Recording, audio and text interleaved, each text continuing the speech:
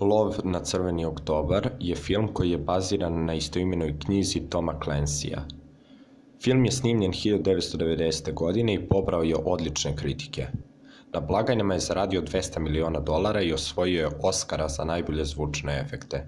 Kapetan Marko Ramius, koga glumi Sean Connery, je tokom 1984. godine komandir oficir Crvenog oktobra, novije sovjetske podmornice koja ima pogon uz čiju pomoć je podmornica nevidljiva za sonare. Američka podmornica Dallas je imala na sonaru Crveni oktobar dok nije uključen tihi pogon. Agenti CIA utvrđuju da podmornica predstavlja opasnost po SAD.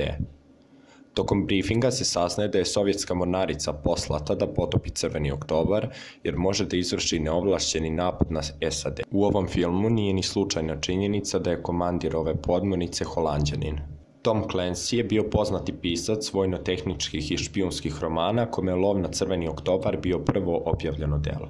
Lov na crveni oktobar prati fiktivni događaj 1984. godine, samo 4 meseca pre nego što će na čelo Sovjetskog saveza doći Mihail Gorbačov.